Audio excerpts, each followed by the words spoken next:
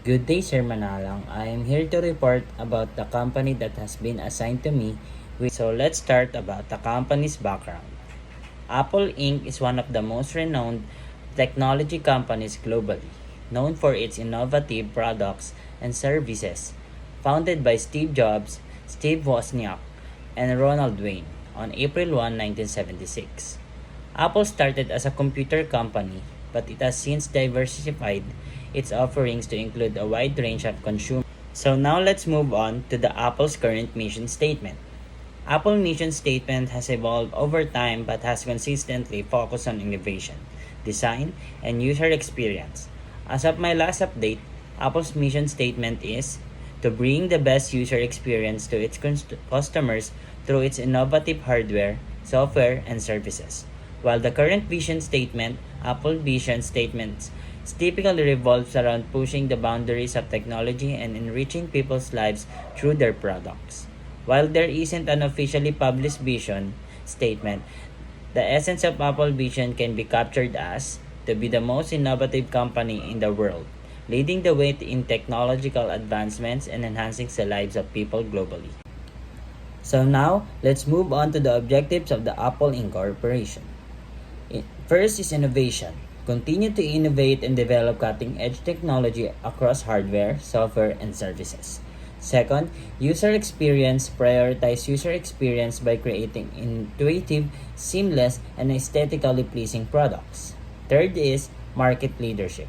Maintain and strengthen its position as a market leader in various products categories, including smartphones, tablets, and personal computers. Fourth, sustainability. Invest in environmentally friendly practices and reduce the company's carbon footprint. And last but not the least, profitability.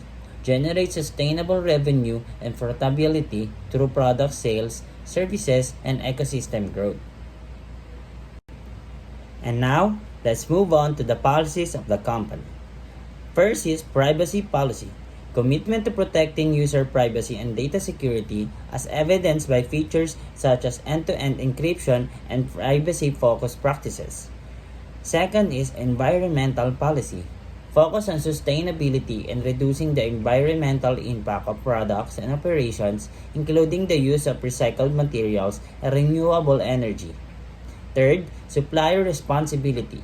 Uphold high standards of ethical conduct and responsibility in the supply chain, ensuring the fair labor practices and environmental responsibility among suppliers.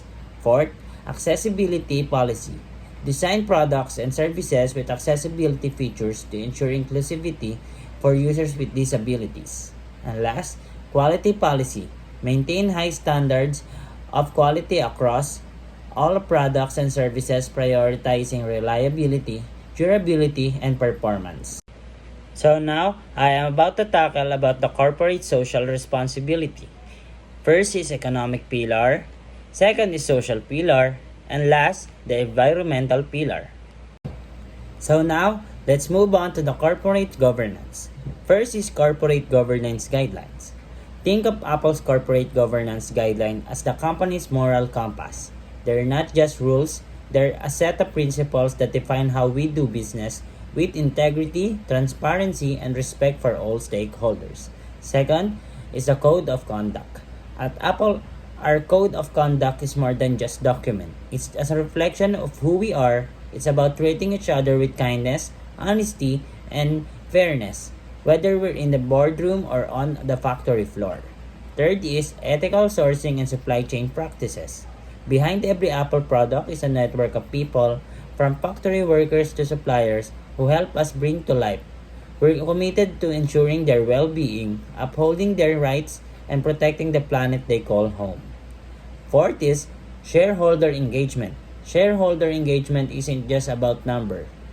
It's about relationship. We value our shareholders' input and strive to listen, understand, and address their concerns, just like we would with any member of our extended Apple family. Fifth, environmental social responsibility.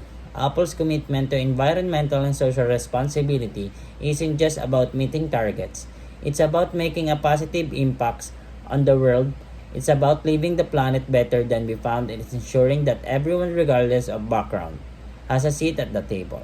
And last, transparency and reporting. Transparency isn't just about numbers and reports. It's about trust. We believe in being open and honest with our stakeholders, sharing not only our successes, but also our challenges, because that's how we build trust and forge lasting relationships. In essence, Apple's corporate governance initiatives are driven by our shared values and deep-seated belief in doing what's right for our customers, our employees, and the world we all call home. So we are now moving on to the last part of my presentation, which is the management lesson learned. Apple identifies untapped markets and demographics through extensive market research, user feedback, and data analysis.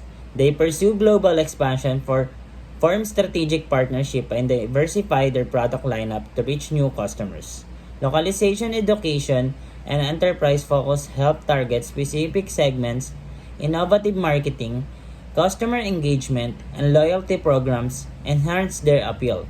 By staying ahead with a long-term vision and product roadmap, Apple maintains its position as a leading tech company, continuously expanding its customers base and market reach.